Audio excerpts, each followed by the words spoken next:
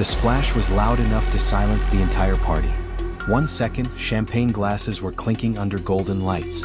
The next, a woman in a stunning gold evening gown disappeared beneath the crystal blue water of a luxury infinity pool. Gasps exploded across the terrace. Someone screamed. A glass shattered against marble flooring. And standing at the edge of the pool, still breathing hard from the shove, was billionaire investor Richard Sterling. His jaw was tight, his expression cold, and his ego seconds away from financial destruction. "You should have watched where you were standing," Richard said, brushing imaginary dust off his tuxedo jacket.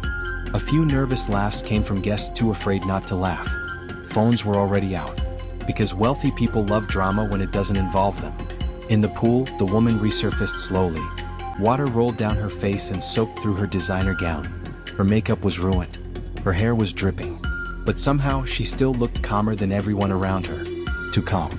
Like someone who understood this moment was about to become very expensive. Her name was Naomi Carter. And Richard Sterling had just made the worst decision of his life. The rooftop mansion party overlooking the Los Angeles skyline was supposed to be the social event of the year.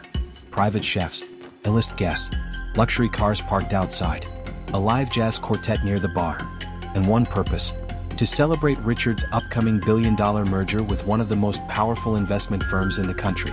A deal that would triple his empire overnight. Or so he thought.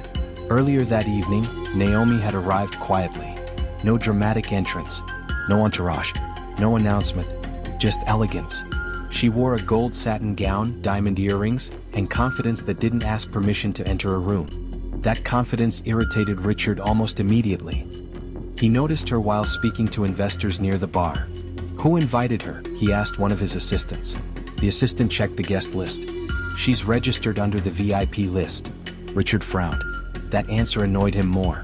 Naomi was standing near the pool, casually admiring the skyline, when Richard approached with a glass of expensive whiskey in hand. "You seem lost," he said. Naomi turned toward him. "Not at all." Her voice was smooth, controlled. Richard gave her a smile so artificial it could have been trademarked. "This section is private." Naomi glanced around. "So is the invitation list, yet here I am." A nearby guest tried not to laugh. Richard noticed. His ego took damage. Dangerous damage.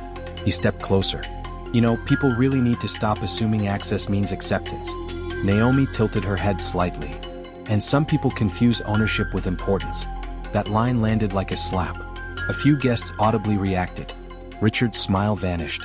The conversation should have ended there. But men like Richard never leave a wound unavenged. Instead, he leaned in closer. "You may want to rethink your tone." Naomi didn't blink. "You may want to rethink yours."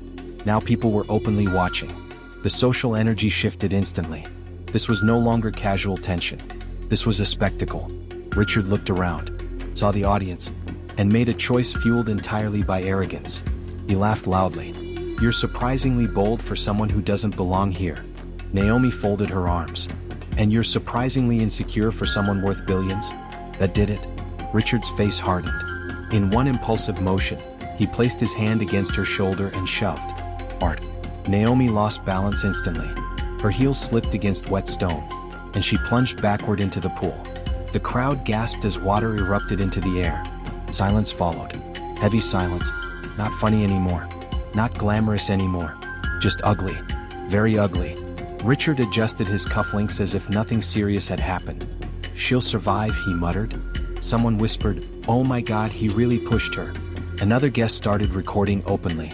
A woman covered her mouth. "This is going viral." In the pool, Naomi surfaced and pushed wet hair from her face. She looked up at Richard. Not angry. Not embarrassed. Just deeply unimpressed. That expression unsettled him immediately. She slowly climbed out of the pool.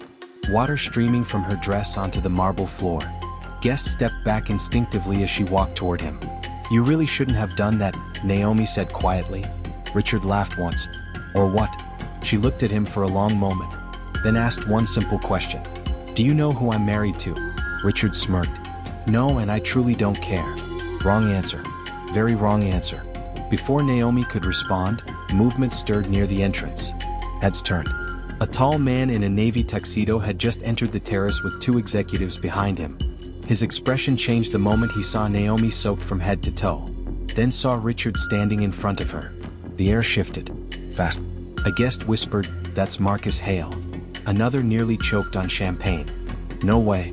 Marcus Hale wasn't just another wealthy man. He was the founder and CEO of Hale Global Capital, the exact company Richard was supposed to finalize his $1 billion merger with that night. The deal everything depended on. The deal his entire future was built around. Marcus walked directly toward Naomi. Not Richard, toward her. He removed his tuxedo jacket immediately and wrapped it around her shoulders. His jaw clenched. "Who did this?" Naomi calmly nodded toward Richard. No extra drama needed. Richard's face drained of color so quickly it was almost impressive. No. This could not be happening. Marcus slowly turned toward him. The kind of slow movement that makes powerful people nervous. Richard forced a laugh. "Marcus, I can explain." Marcus stared at him like a disappointing spreadsheet. "You pushed my wife into a pool." The sentence echoed across the terrace like a verdict. Guests physically recoiled. Someone whispered, "His wife." Phones lifted higher. This was no longer party gossip. This was corporate homicide in slow motion. Richard's confidence evaporated visibly. "I didn't know," he stammered. Marcus stepped closer. "And yet you acted with tremendous confidence." That line hit harder than shouting ever could. Richard swallowed hard. "Marcus, please, this merger is important to both of us." Marcus gave a short, humorless laugh. "Not anymore." The entire terrace froze. No one moved. No one breathed. No one even pretended not to stare. Marcus reached into his pocket and removed his phone. Right there, in front of everyone, he made a call. "Yes, cancel it," he said. Pause. "Effective immediately." Another pause. No renegotiation. He ended the call. Just like that. $1 billion vanished into the night air. Richard looked like his soul had disconnected from his body. "You can't be serious." Marcus looked at him coldly. "I take character seriously." Richard stepped forward desperately. "This is one misunderstanding." Naomi spoke for the first time since Marcus arrived. "No, Richard." Everyone looked at her. This was a revelation. That line finished him. Completely. A woman near the bar whispered, "That was brutal." Richard's voice cracked. "Please, you're overreacting." Marcus turned to him.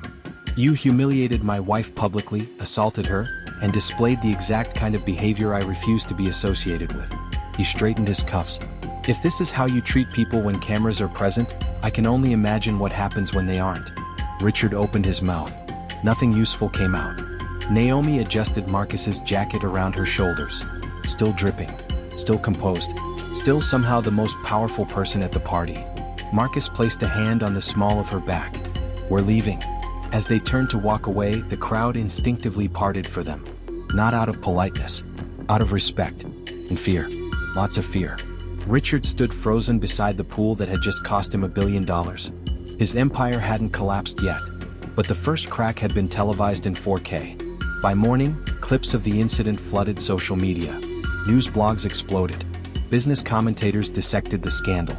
Think pieces appeared everywhere. And Richard Sterling became a case study in how fast arrogance can become bankruptcy. One viral comment dominated every platform. Read, "He pushed her into a pool and fell into financial ruin." By sunrise, Richard had lost more than a deal. He lost credibility, reputation, and the one partnership powerful enough to secure his future. All because he thought humiliating someone publicly would make him feel taller. Instead, it made his downfall visible to the entire world. Justice doesn't always arrive with noise. Sometimes it arrives soaking wet, wearing gold, and married to the man signing your contracts.